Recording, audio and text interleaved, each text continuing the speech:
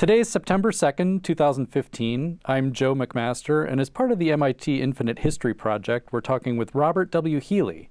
Mr. Healy was the city manager of Cambridge, Massachusetts from 1981 to 2013. Mr. Healy lived in North Cambridge as a child until his family moved to Billerica, Massachusetts when he was 10. He became the Cambridge Deputy City Manager in 1974 and City Manager 7 years later. During his tenure, through a combination of expert fiscal management and promotion of human services, Cambridge became a city on the cutting edge of innovation. Mr. Healy retired as city manager in 2013 after 32 years. He lives in Lowell, Massachusetts, and since his retirement has remained active in municipal government as a financial advisor and temporary city auditor for the city of Lowell, among other appointments and academic teaching positions. Mr. Healy has a bachelor's degree from the University of Massachusetts Amherst and has a master's degree from Lowell State College, or now UMass Lowell. Thank you for speaking with us today, Mr. Healy. Thank you for inviting me. It's a pleasure. It's a pleasure. So you led the city of Cambridge for 32 years. That's got to be a record.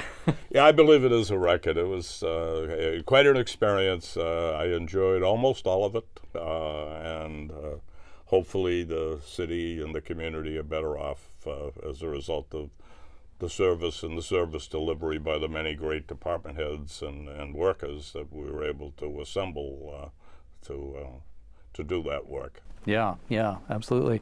Yeah, so you spent your first 10 years in Cambridge, as we just mentioned. What was it like growing up in Cambridge at that time?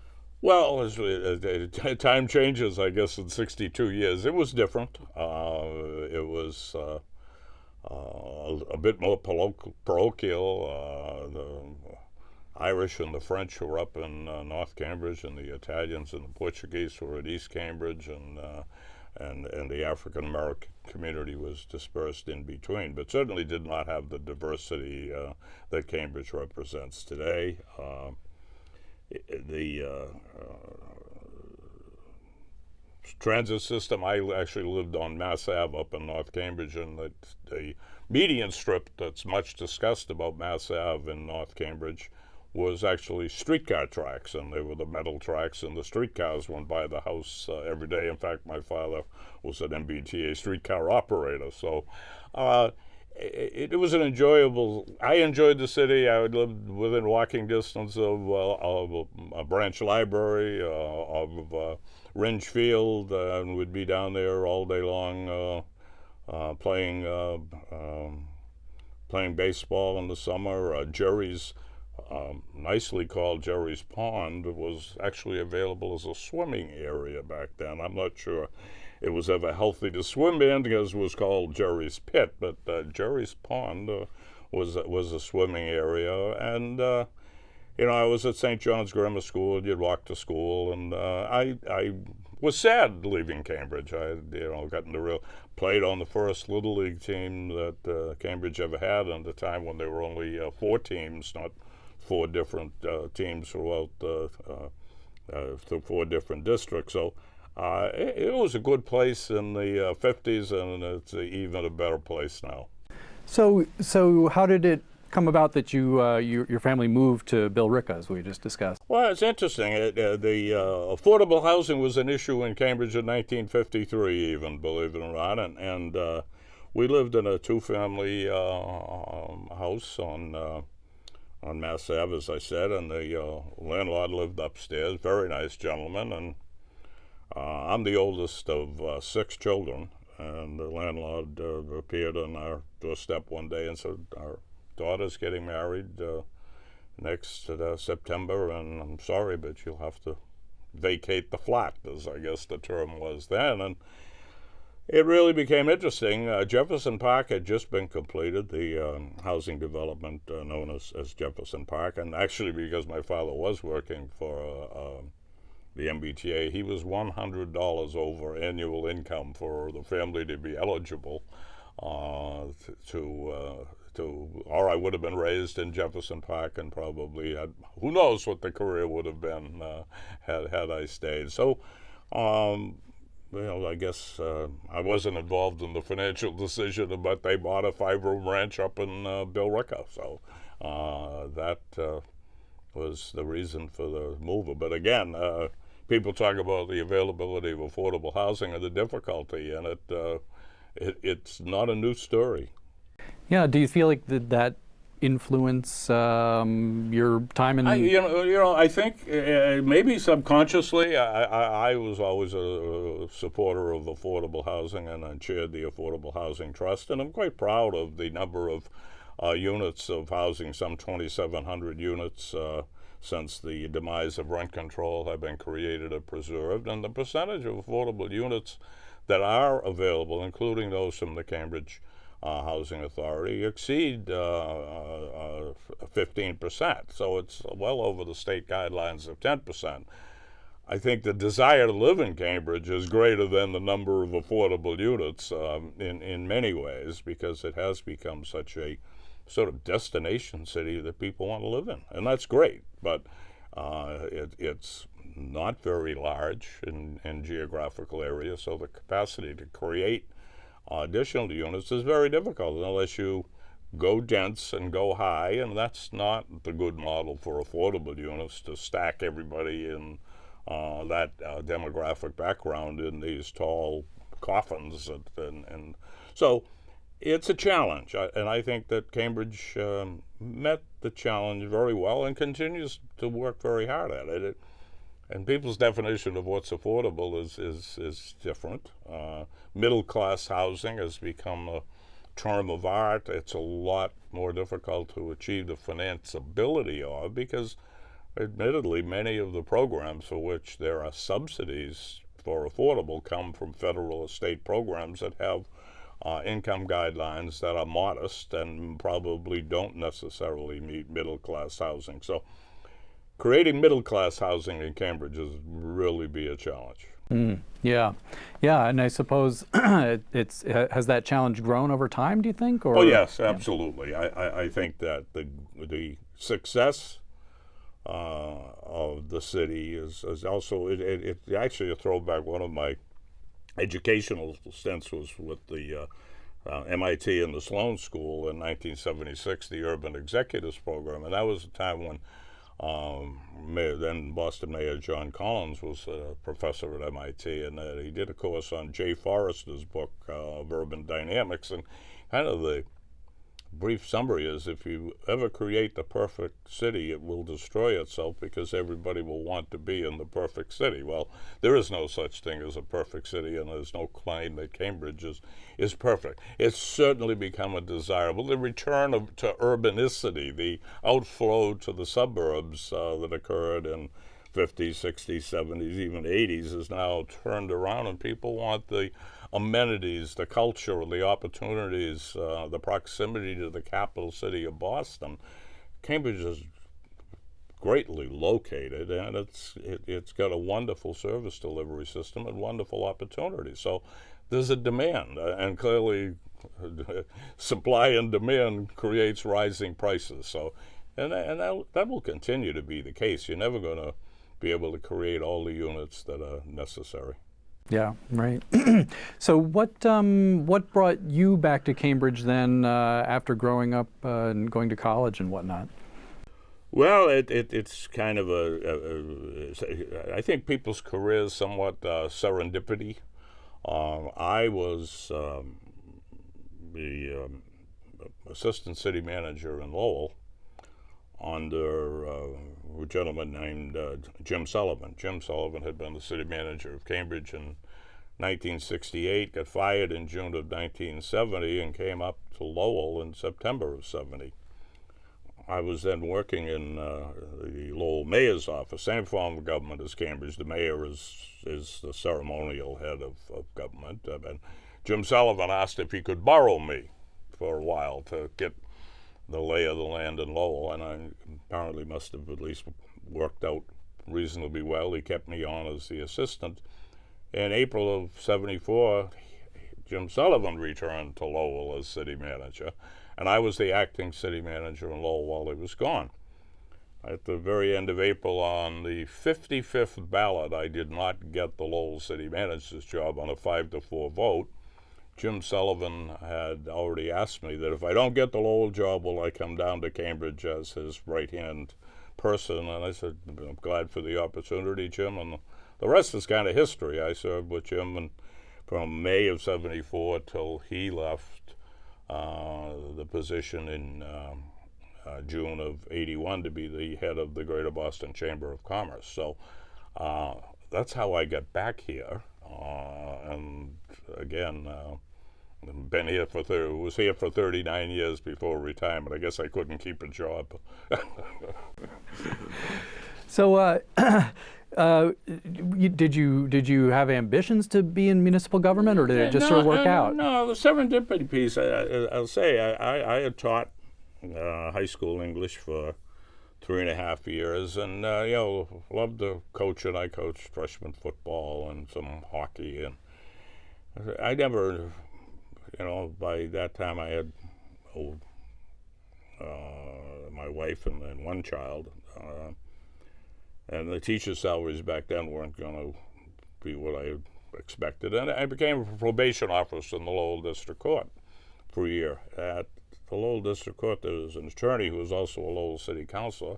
I never knew him, never worked in a campaign or anything like that, but he became familiar with my work. And in Lowell, the mayor has one staff person, and he became the mayor in January '70 and said, would I come and be his chief of staff? Well, there is no staff, so the chief of staff is chief of yourself, I guess, but executive secretary, I think, was the title. So I got a good experience in municipal budget, both school committee and city council budgets at that time.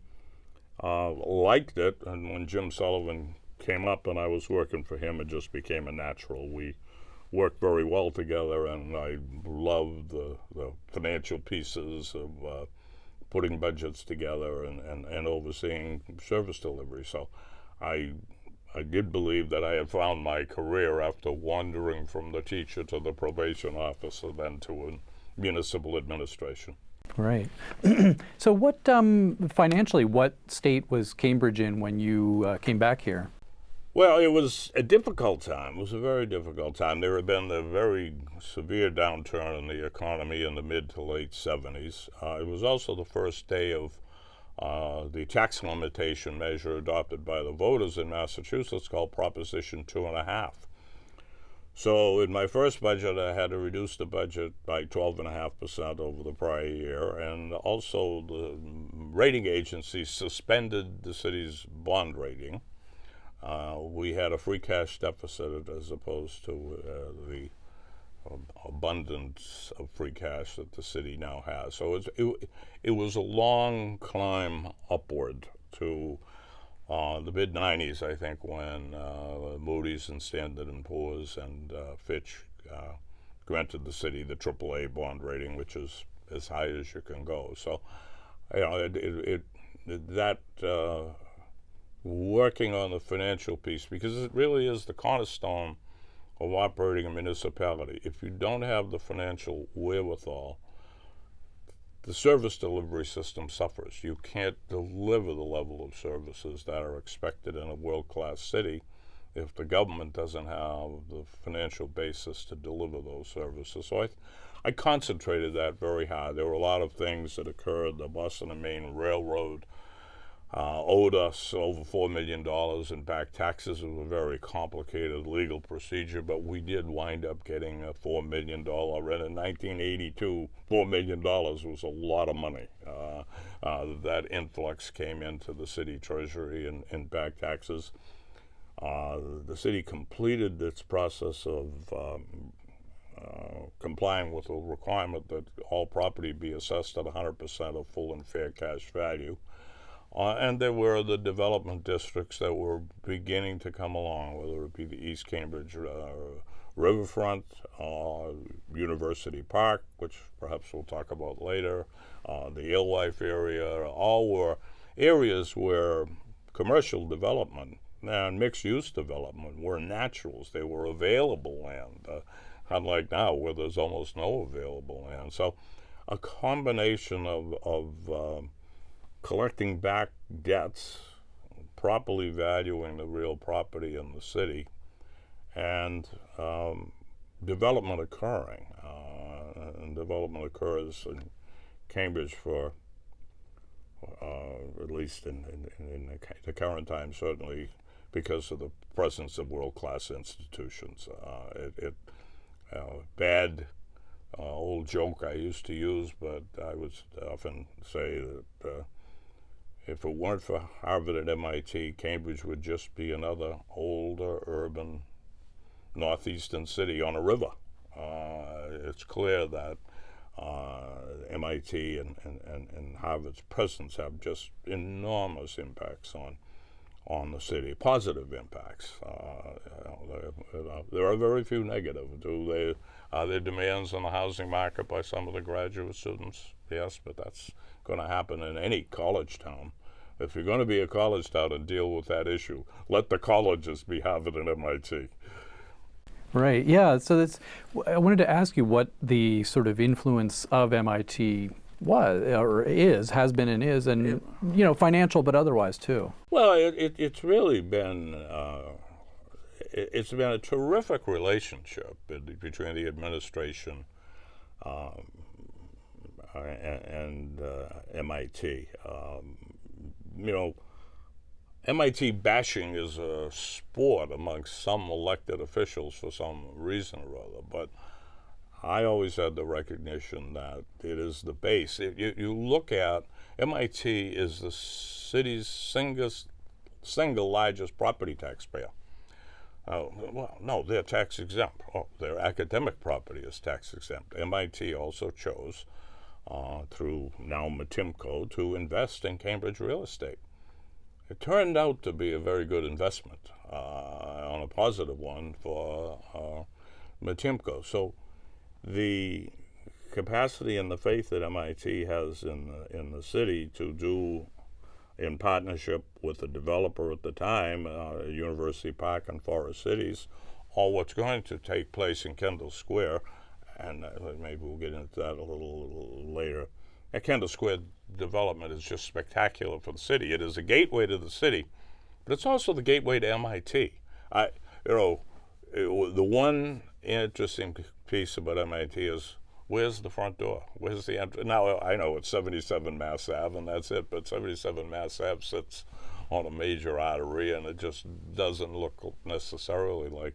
This presents the opportunity to blend the campus and the river and the community and the gateway to the community. So the new MIT Kendall Square initiative is just spectacular for the city. It completes the Kendall Square project in addition with whatever will happen with the Volpe Transportation Center. This clearly it makes, I believe, Kendall Square the biotech capital of the nation. Now, there are others who will claim that, whether it be Fan Pier on the South Boston waterfront, or the Golden Triangle, or even Silicon Valley. But so, and that just look at Biogen. Professor Philip Sharp was instrumental in the beginnings of Biogen. Nanotechnology is a wave of the future, and it's hosted here. So the spin-off industries that can come as a result of the presence of MIT and the desire to be close. I've learned over the time dealing with the large biotech companies that smart people like to be around other smart people. It's an old term now. They called it the bump factor. Well, at any given coffee shop, or maybe even a place to have a drink after work or whatever, you're going to bump into somebody who's of a similar mindset and exchange ideas and concepts. So MIT, Kendall Square, biotech, life sciences, it's just, it makes Cambridge, and that's not to mention the economic impact of the student population and their purchase powers, the parents who visit and come and stay, and hotel rooms for which the city gets a hotel motel tax, the meals that they buy for which the city takes a piece of the meals tax. But they're an asset all around. I mean, the Cambridge Science Festival is the brainchild out of MIT. It's the MIT Cambridge Science Festival. It's one of the greatest weeks in the city, and it's developed a national. They're a good corporate citizen. They really are. the government and community affairs people were back in the beginnings of Walter Milne and later Ron Sudoku and now Sarah Gallup. They're terrific. They always kept me appraised. Better let you know, Bob, Metropolitan Warehouse is going to become something new, even though I'm not here to worry about that development. They were smart enough to keep me informed and work with me, and I believe I was helpful. I supported the Kendall Square initiative from its early days, participated in some charrettes on urban architecture with the provost at the time. So they are just a whole valued piece. Anybody who's the first largest taxpayer and the second largest employer. And I would always say to any of the rating agencies, the one thing with our two largest taxpayers, they're not going to move south, or they're not going to leave and outsource. They're here, and they're your employer base, and as is the MIT investment in the real property that they have as part of their investment portfolio. So, and that's not to mention the academic value. I mean, the academic value that it presents to the nation and the world is well known, and it happens to happen in Cambridge. Yeah, it is extraordinary. It is extraordinary. Have you seen that, or did you see in your time in office in Cambridge, or offices in Cambridge, I should say, a change or evolution in that sort of relationship between the universities and the city? I think there's got to become a greater recognition of the value of the institutions by the elected officials. Now, on a project-by-project basis, there are going to be degree of difficulties because it's very complicated building anything in Cambridge, because no matter where you try and site it, it's near something that somebody doesn't want something built. So there's this built-in opposition. I really would say that the presidents from Paul Gray to Chuck Vest to Susan Hockfield and the current president, who I didn't get to serve that long with, have been class people who understood when they should intercede and inject themselves into the discussion. I never saw a town gown clash. Were there difficulties? Of course, there's difficulties, but they're created by the very importance of the institution. I know President Clinton helicopter is going to land on I'm going to forget the name of the athletic field, but and speak. So you're going to have demonstrations and public safety issues you have to deal with. I will remember as I was right across from it, the old armory and the old police headquarters.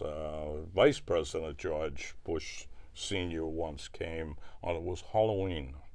And whatever the protesters were protesting, because you can protest something, the city had kind of established a line of where the protesters could be, and it was behind the barricades on this side of they were hurling pumpkins as the president's motor. So I got splattered with a pumpkin, and and there was the free Tibet, the visit of the premier of China, where sometimes I disagreed with decisions, but they weren't my decisions. Right at the student center, the Kresge and the student center, there was that green area, and they were allowing both groups to protest on the same area.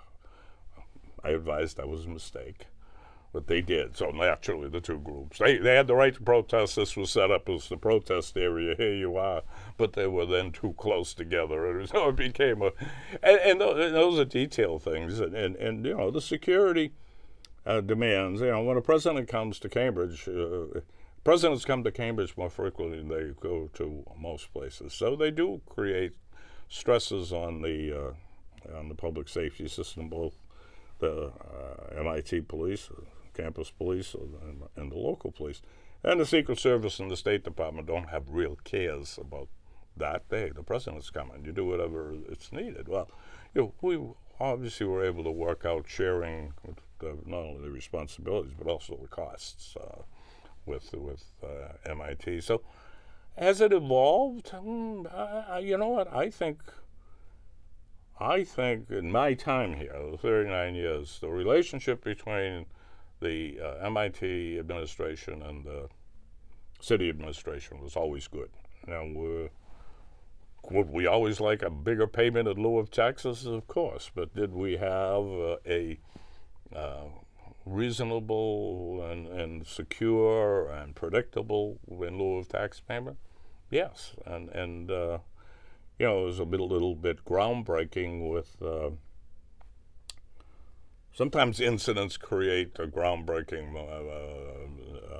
issue, and President Vest was president at the time, and I got the news that MIT had purchased Technology Square. Well, that caused me immediate concern, because if you looked at the commercial value of Technology Square, it was 10% of all the commercial property in the city at the time. So perhaps one of my harshest letters I've ever sent off to any of the university presidents to President Vest, saying, we need assurances in our lieu of tax agreement that we can deal with this if it were to be converted. And the president was perfectly willing to sit down, and what we were able to do, because the MIT in lieu of tax agreement was always a handshake agreement. It was never reduced to writing. President Vest agreed to put it in writing and also have what was called a revenue protection plan. So in the unlikely event that Technology Square would be converted to academic use and then tax exempt, that MIT would agree to pay 80% of the taxes in year one, declining to 60, 40, 20, so that the city would have 5-year period to adapt to the loss of the revenue of that. You know, and so the willingness to be helpful to the operations of the city, besides the other taxes they pay, has been important, and clearly being the number one taxpayer is also very important. So, you know, I can't really think over time. I mean, if you look at the University Park, is a spectacular development. I was nervous because I never knew of forest cities. I knew they were from Cleveland. I didn't know how they understood dealing in Massachusetts. It turns out now Forest City is one of the biggest developers of biotechnology complexes in the nation, and University Park became a model, and that was a kind of a precursor of the early affordable housing days, because the zoning package that was developed included a commitment to create affordable housing units on the borders of the property. It was there were some funny memories of that. It was the old Simplex wire and cable property that was vacant for years and years and years. MIT, in their wisdom, acquired ownership. So it was called the Simplex property on the Simplex zoning proposal. I said, this isn't Simplex, this is complex. And Forest Cities had an attorney named Joe Healy, and I could almost tell when it was Friday at 4:55.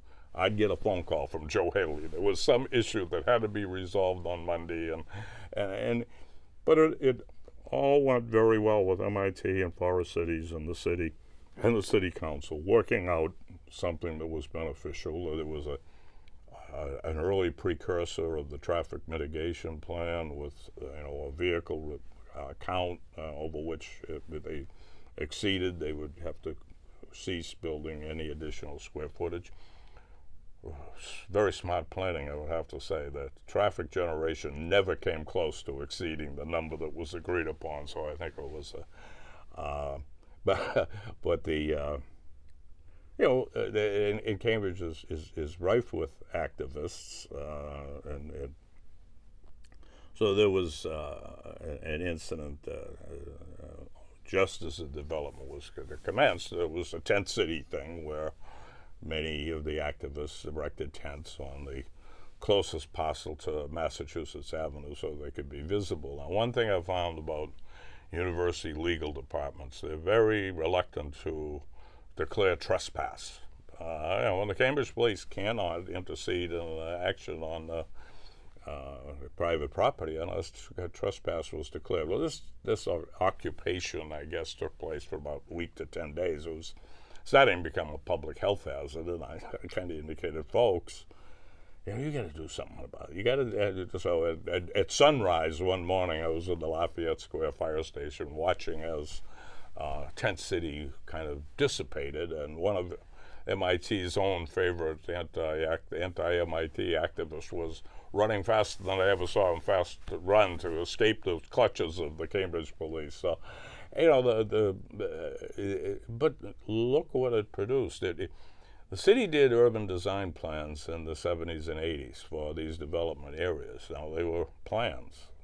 If you look at the urban design plan that was done for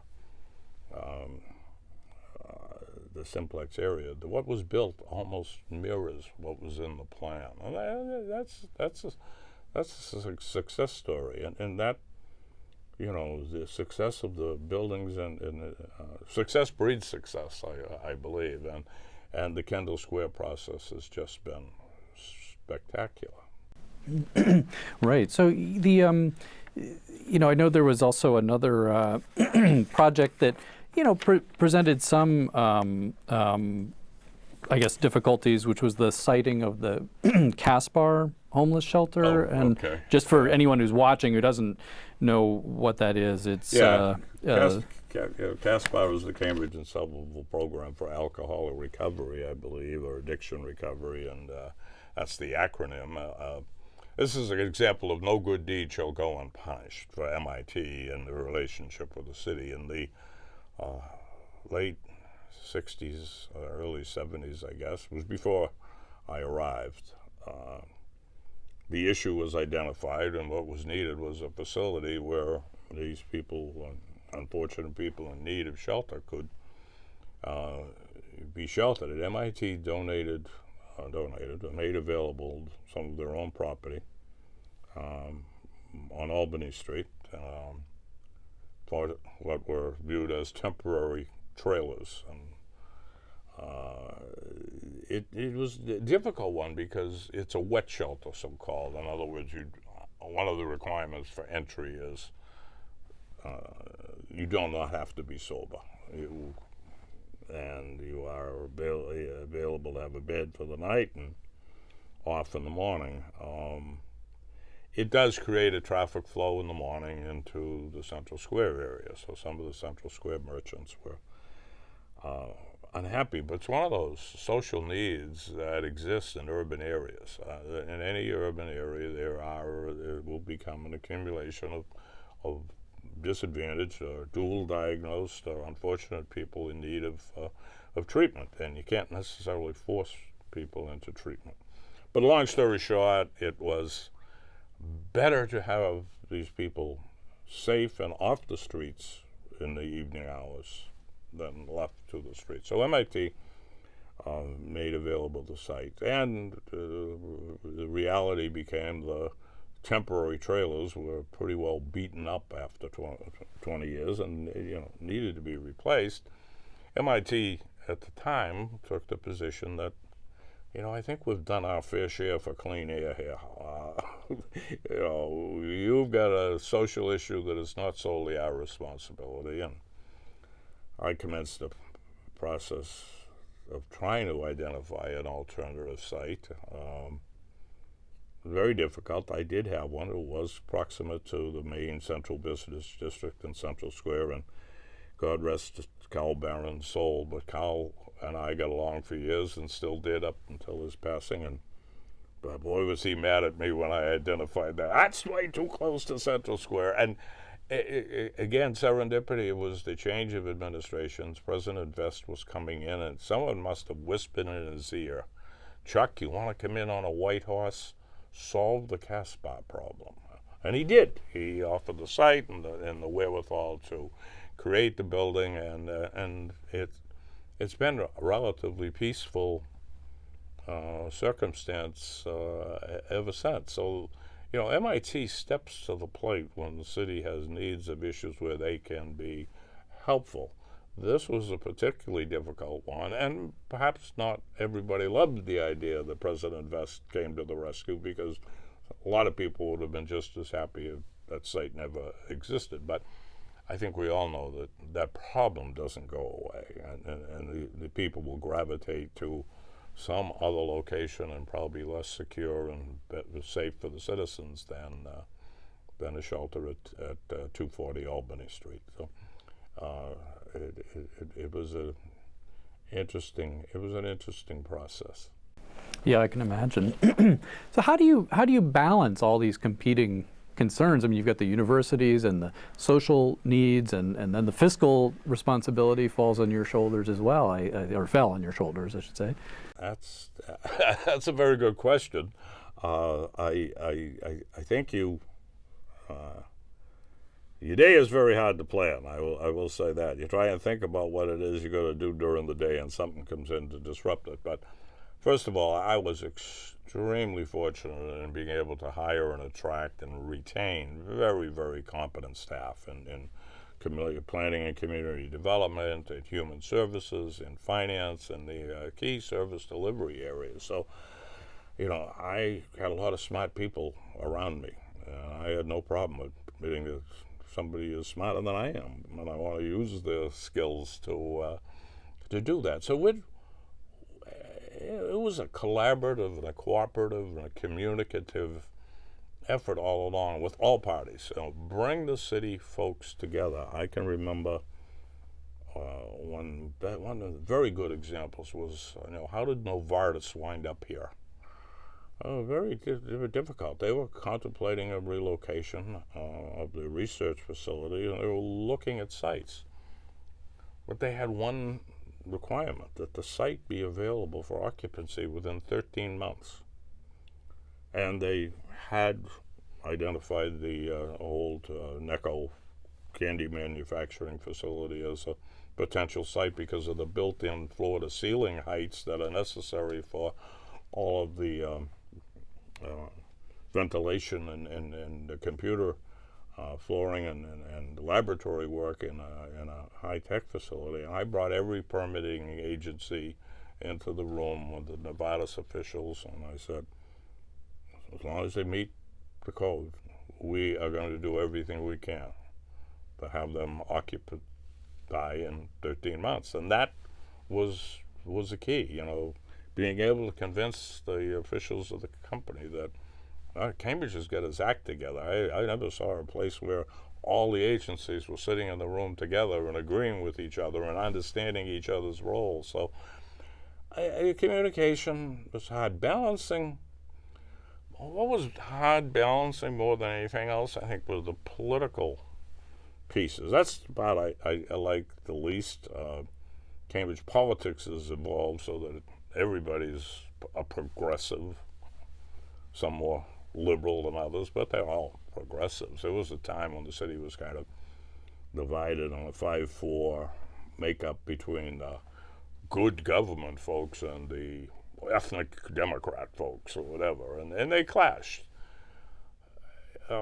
Being the city manager or working for a clashing group is difficult. So I think it takes time. It takes time to build trust. I built the trust with the financial circumstance.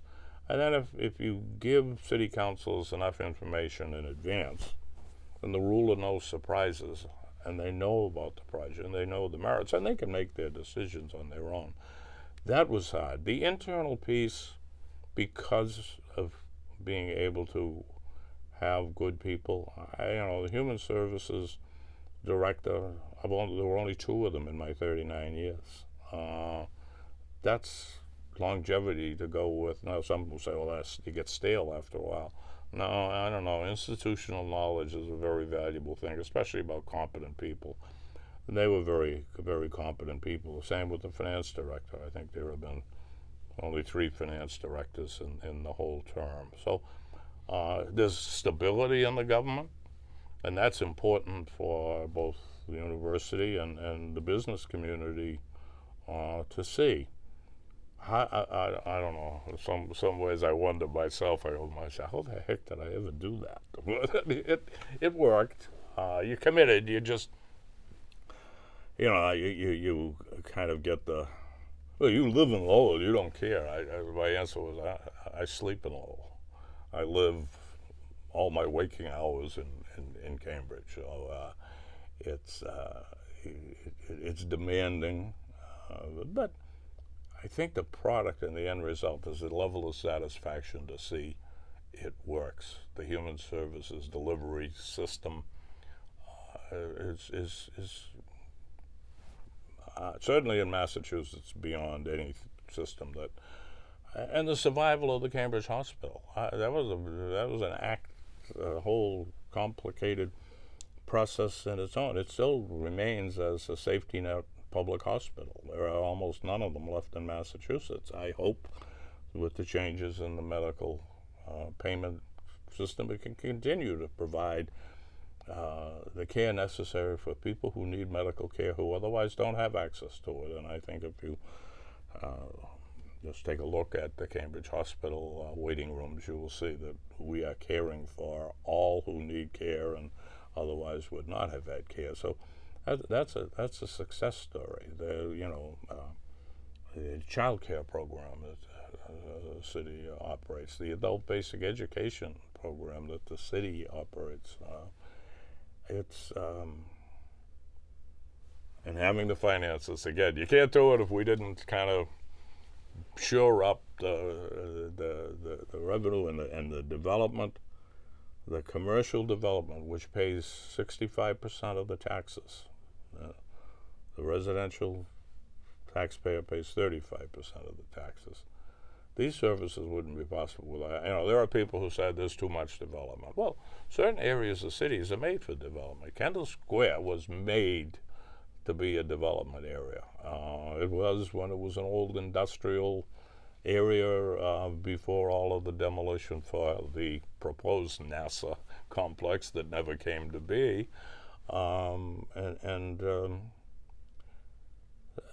I guess, thinking through and having a city council who's interested in providing services to the citizens, it's worked. And having folks in the community that are willing to work with you. As I said, I have always had the availability to speak directly with the president and director of community affairs, government and community affairs at MIT.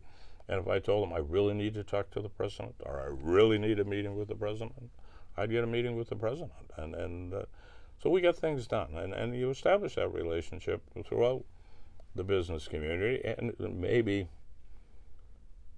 if you've been here long enough, people say, geez, the guy must be doing something right.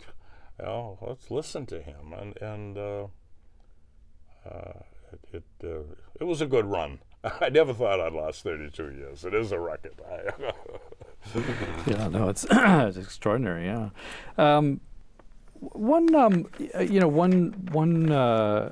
the well, there are so many notable developments and changes and things that happened while you were in office, and I'm wondering if you can sort of talk about some of these, I mean, gay marriage became legal during your tenure, and that was a first in the country, right?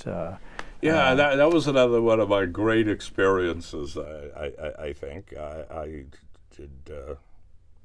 anticipated that Cambridge would be a huge participant in the process. I didn't know we were going to open City Hall at midnight to obtain the licenses, and first eligible day for licenses would be 12:01 on, I don't remember the exact date, but so of course I always was present. One of the, as I joked about only sleeping a little, I was always in Cambridge whenever there was a significant event. So I was in the city probably about 10 o'clock that morning, and there was already people on beach chairs sitting on the steps of City Hall to be in line. And as the night wore on, the crowd just got immense. Central Square was just Mass Ave across.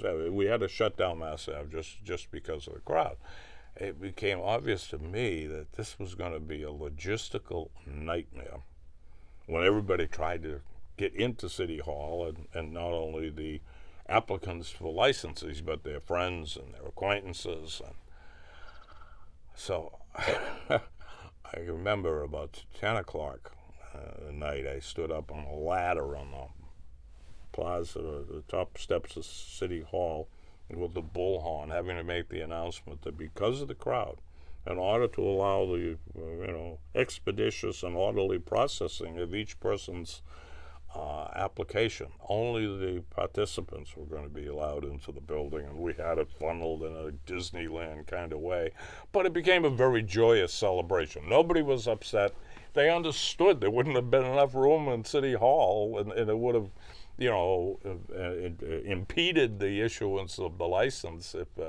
So everybody had their photo opportunities, and we had made the council chamber available, but we controlled the line to only the participants and applicants, and it worked. And it was a milestone day. I mean, Cambridge is known for milestones. I was happy to be able to be a part of such a significant day in the Commonwealth and in the city, and it was enjoyable. It was tiring. I think it was 4 o'clock in the morning, and I said, anybody left on that line?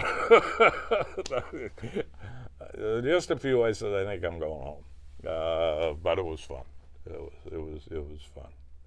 Yeah. And it seems like there have been a number of sustainability initiatives too, and I was wondering if you could sort of speak to some of those. And there's this Cambridge Compact, I guess. Yeah, clearly Cambridge is. We recognize all our expertise is not in-house, and there's expertise right down in this place. So MIT's a leader, and Harvard's a leader in environmental programs, and recognizing that, we have partnered with the people who are good at this, and Cambridge is good at it, but the expertise and forward thinking and implementation of environmental energy efficiency models, and it is something that the city participates in. We began, and one of the things about leaving, I guess there are some things that you have in the works that you're not going to see what the product is a vulnerability study. I mean, folks have seen the pictures of, what happens when the sea level rises over the next 50 to 100 years, and how many feet does the assumption and probability mean? And well, the Kendall Square Red Line station is underwater, as is a good portion of Kendall Square. So the city, embarked on a vulnerability study, and what do you do? Great asset to public transportation, having a subsurface subway transit system. Presents its issues, and this is an issue that's going to have to be, what do you do if the Kendall Square station is underwater? How do you plan to adapt for that? I always worried about, especially after 9/11, I worried about the subway system as a potential for a biochemical attack, and we even were able to retrofit our radio communication system. The fire chief, Jerry Reardon, is an outstanding radio person, so you now can actually communicate from within the subway system to above ground to the appropriate parties. And we ran tests of actually inert gas being dispersed as if there were a chemical display, and try to get. That was another controversial one, because the activist says, how can you convince us the gas here being dispersed is inert or truly inert? No, it worked, and I think, preparedness is important, but understanding, the progressive activities that can take place in energy conservation and energy efficiency, and the inventions that improve that are going to come from here. They're going to come from MIT, and so partnering with them, the compact just made so much sense, and it was just another example, I think, of how the institutions do collaborate, do get along. Yeah, and you mentioned the transportation system, and of course that presents a whole nother set of challenges, and especially with this Kendall Square development, I expect, right? Yeah, transportation transportation demands. Sometimes, again, you're a victim of your own success. The Red Line extension certainly made Porter Square a viable commercial district. Alewife as a viable development area. Davis Square in Somerville has greatly benefited by a subway stop there. The success is such that it did reduce the number of vehicles that otherwise would be traveling in the Cambridge streets, commuting into Boston to go to work if they could. But the Alewife 1,500 car parking garage is now full. It needs to be a new garage. The demands on the system and frequency and use, it's one of those inevitable infrastructure conflicts where you recognize the infrastructure needs, and the trick is figuring out how to pay for them. And the MBTA, as we know, went through a very difficult winter. They're looking at models to see how the system can be improved. But it can't be improved. Nobody wants a gas tax increase. Nobody wants to raise fares. Nobody wants to raise taxes, but they want to complain about the Red Line. Well, okay, will there always be some inefficiencies in a major operation? Yes. Procuring the inefficiencies won't add up to the sum of money that's needed to fix the infrastructure. So I'm hopeful that the MBTA and Governor Baker's concept of dealing with the MBTA is a positive and forward step. Cambridge made great strides in reducing single occupancy vehicles. It's another one of these great, long, drawn-out conflicts I was drawn into, which was called the parking freeze. Believe it or not, in 1972, I guess, the city volunteered itself citywide into a parking freeze under the Clean Air Act, Federal Clean Air Act. Well, it turns out that Federal Clean Air Act had a provision for parking freezes, and it had one for Boston, but it only had certain portions of Boston, not the entire city of Boston. And the greatest example of the relatively short thinking of that was Genzyme was thinking of expanding to a modest and small-scale manufacturing plant. And it was right in the middle of the city being notified by the state environmental people and the federal environmental people, you're in violation of the parking freeze. You've granted too many parking spaces for development. So I met with Henry Jameer, then the president of Genzyme, to convince him I was working through a process to have an alternative to an outright parking freeze. And the timing I couldn't guarantee, and he had his own timing. So as a result, you can probably see from some of the MIT buildings, the Genzyme building across the river in Alston is that small-scale manufacturing plant. The reality is there is no public transportation that goes to that building, but there's no limit on the number of parking spaces in Boston. So I finally was able to work with the federal and state officials that said, parking spaces don't cause congestion and pollution. It's people looking for parking spaces that cause congestion and pollution. I said, we can develop what's called a vehicle trip reduction ordinance and require developers to submit a parking and transportation demand management program with each of the applicants. You reduce the requirement for parking spaces. You mandate van pool spaces. You mandate bicycle available areas. And the end result is, if you look at the 2010 census, less than 50% of the Cambridge residents take a vehicle to work. The plan has worked. The number of parking spaces. Now, is there traffic congestion? Yeah, there's traffic congestion, but that's a function of living next to Boston and living on a river. The river is a wonderful amenity.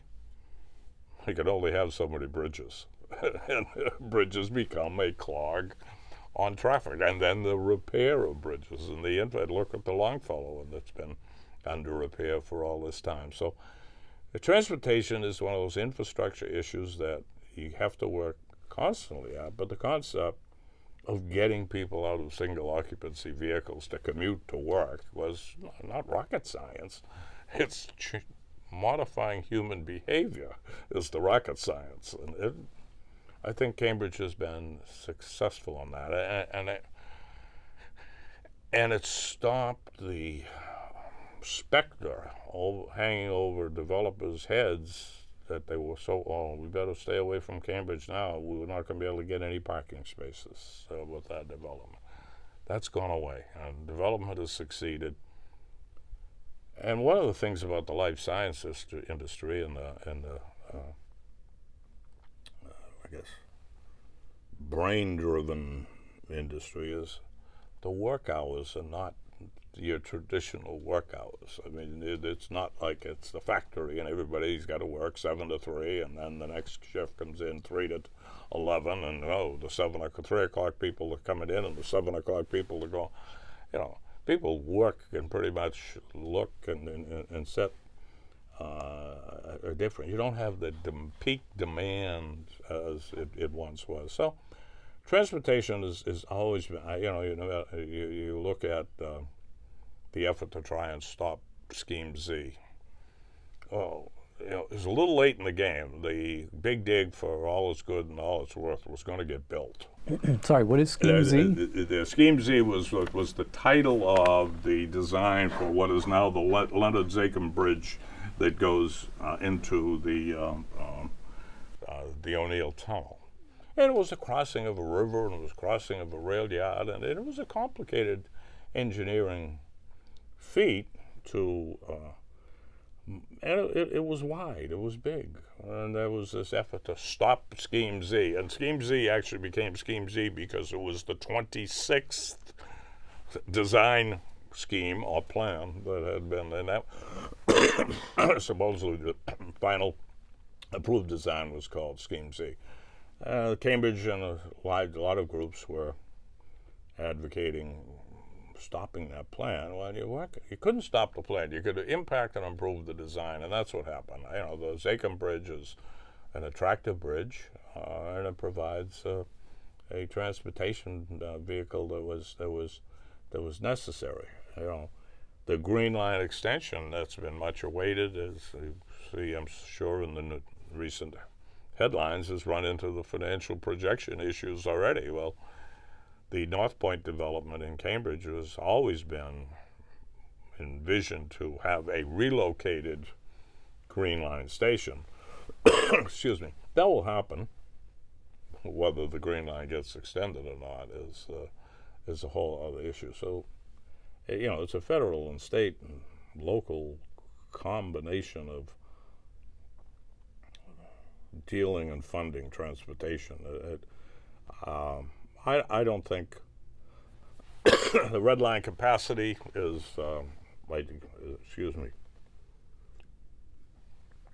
is an identifiable issue. You plan on it. You can extend the station platforms to accommodate longer trains, so you may not have more trains that deal with the timing and scheduling issue, but you have a longer train and you have a station that accommodates it. So there's ways of dealing with it, I hope. I guess I can't solve all the problems any longer. Right. One of the more recent and very notable events affecting Cambridge and MIT, of course, was the marathon bombing, and then the killing of Officer Sean Collier. And I was wondering if you could talk about sort of how that affected Cambridge and how that affected both communities, and I suppose brought them together, I believe. So. Yeah, I certainly this night of the murder of Sean Collier was probably one of the saddest nights in my entire career. In fact, driving in today, I went by the memorial to remember Sean. And it's especially hit home because I remember getting a call at a little after 10 o'clock from the police commissioner saying the campus police officer had been shot, and heart dropped because my son is a police detective at Harvard. And I immediately get in my car and he said it was MIT. And on the way in, I get the message that Officer Collier had died, and it's just an incredible sequence of events that entire week. But I had this awful premonition that when I got the call that it was associated with the bombing, and that the photos had been released that evening, and that the perpetrators, now that their pictures were all over the media, were about to do something, flee or whatever the case may be. And I got to the Status Center where the command post was established, and I thought, Officer Collier's cruiser is still there as part of a crime scene, and they had a terrible, difficult time for Chief DeFavre and the MIT force and the district attorney and state police, FBI, and Cambridge police, all together. And one of the interesting things, and I give credit to Police Commissioner Bob Haas, he said to me, "Do you think it would be okay if we have the Cambridge officers drive the MIT cruisers tonight, so the MIT folks can go home and the general student body's not going to know that it's a Cambridge cop driving an MIT cruiser, especially in the middle of the shift?" So we talked with Chief DeFavre, and he was able to dismiss those officers who felt that they were so concerned about it. And the whole, while we were at the Status Center, which was an organized and controlled command post, the concept of incident command and unified command is very, very important. But when the radio broadcast hit about the carjacking and the car chase, and the radios are going everywhere, and everybody's fleeing in their cruiser off to Watertown, all hell broke loose. It really was. It was a difficult situation over at the Watertown Mall and the parking lot. It was, self-responders, all meaning well, but it was dangerous. And I spent the evening there until I guess it was, the communication was difficult because you didn't really have a command post. So I had word that a lockdown was going to take place. That the service in the MBTA which begins at 5 a.m., was announced at 5:45 that was going to be, people were still waiting for their buses. And I said, how is this being communicated to the general populace? And it was hard to get answers because there was a Boston trailer that was the command post. It was only room for. So I did see Commissioner Davis, who I know and respect and work with, and I said, "Commissioner, this lockdown, does Tom Benino know they're going to shut down the city of Boston?" And off the record at that time he said, "Well, actually they're only going to shut down Alston and Brighton because that's what's contiguous to Watertown." Turned out that decision got changed, and all of Boston was. So the lockdown itself was an incredible complexity to deal with, and it becomes coupled with the FBI is now going to execute a search warrant on the residence on Norfolk Street where the brothers resided. It was determined, well, you're worried about explosives being present, you got to evacuate the street. So I'm back now, okay, you're doing evacuation of a residential street, and the contiguous cities are locked down. Where are you going to take them? Where are they going to evacuate to? How are they going to eat? You try and plan. We had MBTA buses available and we would bring them to the community center at the Cambridge Police Headquarters, and make provisions that we could find a restaurant somewhere outside the city that would deliver. But people are sometimes the government thinks they have to do everything for all people.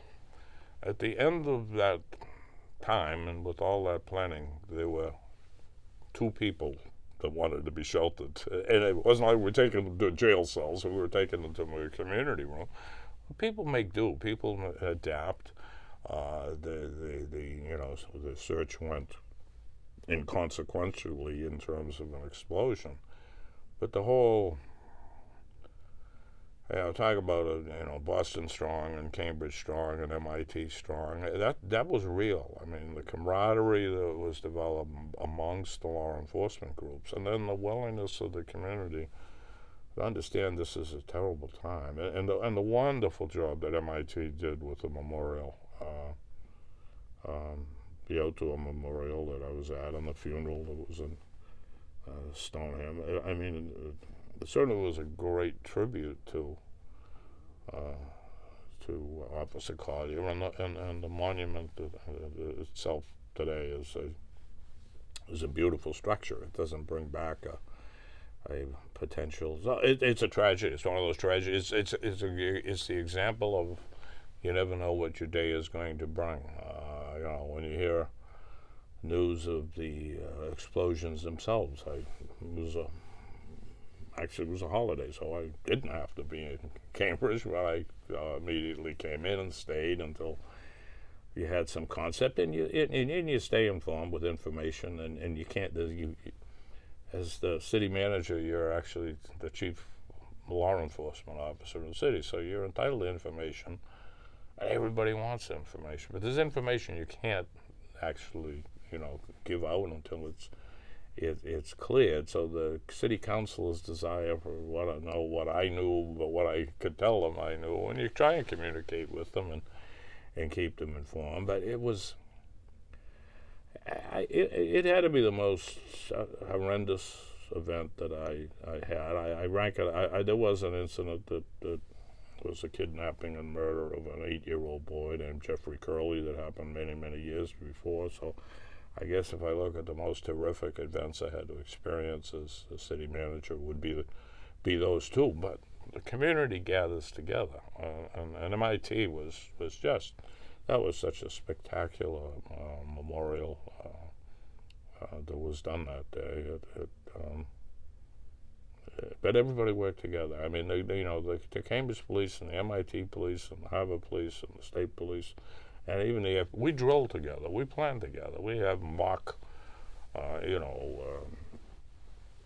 shooter in the office building, or explosion at the rail yards, and so when you plan together for these disasters, people get to know each other. They know who they can rely on, who to talk to. Geez, I got a problem in Cambridge. Can you help me? So the planning process was good. Cambridge had EMTs over in the medical tent at the site of the explosion. Cambridge firefighters. The Cambridge bomb squad served with Boston in the debris search. So but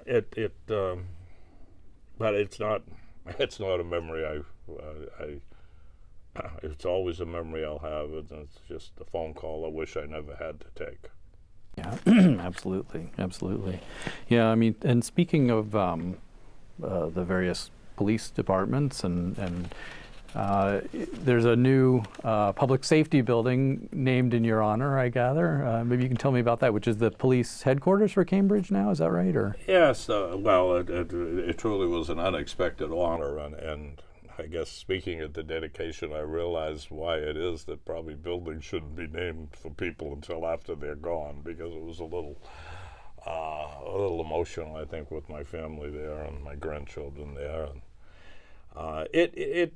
we had the building of a new police station was an infrastructure need that was long identified, and it was kind of timing it with need for other capital buildings, including a library and including some school buildings and water treatment plant. And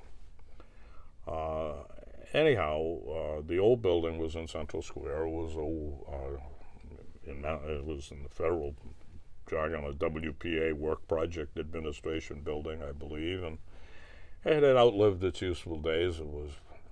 The heating system was completely dysfunctional, the modern technology and whatever. Upgrading it would have been would have been very difficult. And so we started, again, as I said once before, siting of anything is difficult in Cambridge. But the current facility was originally built to be a .com hotel before .com went bust. .com hotels, and that particular splurge of the high-tech industry went bust. And it just was a thought, can we look at this building and is it able to be retrofitted? Because it was completely vacant, just the shell. The elevators were in and structural members in the windows and whatever, but hadn't been designed. The floors were vacant. So had an architect look at it, and could we make it into a public safety facility and bring the emergency communications center, the 911 call takers into the building. They were crammed into space at fire headquarters, and could we make that the police headquarters at a reasonable and affordable price, both from the acquisition, as it was privately held, and then how much would it be in construction costs? And it turned out the answer was yes. The community process was interesting because people were saying, I don't want a police station in my neighborhood, they'll be noisy, the sirens. Well, if you think about it, maybe what you don't want in your neighborhood is a fire station, because fire trucks depart with their sirens going. Police cruisers are out and about, and they generally, you don't respond from the Cambridge police headquarters with your siren going, and there was adequate parking in the structure, so we didn't impact. And a long story short, it became a solution to an infrastructure need that was affordable. It was an opportunity, and a great honor to the city council chose to name it for me. I didn't solve the problem intending for that to be the case, but it is a tribute, and I appreciated it. Yeah, I mean, maybe I can just sort of ask, as a way to wrap up, what you feel is sort of your greatest accomplishment or your legacy, and that'd be a good place to wrap this up. Well, I think we've touched on pieces of all of them. The financial strength, bringing back financial strength, that then allows a governmental service delivery system for the community and its residents and its visitors and its students and its businesses and its institutions, has been achieved. We haven't solved all the problems, and they never will be solved, but I think the cooperation and collaboration between the businesses and the institutions and the city is one that's recognized, and I think it's something I try to instill in the good people that work for me. So I don't know, I guess if you lasted 32 years, you had to do something right. I don't focus on a legacy. I focus on, I really believe that the city of Cambridge is a better city government than it was 39 years ago. Wonderful. Well, Mr. Healy, thank you very much for speaking with us. Thank you very much. It's been very enjoyable. Wonderful.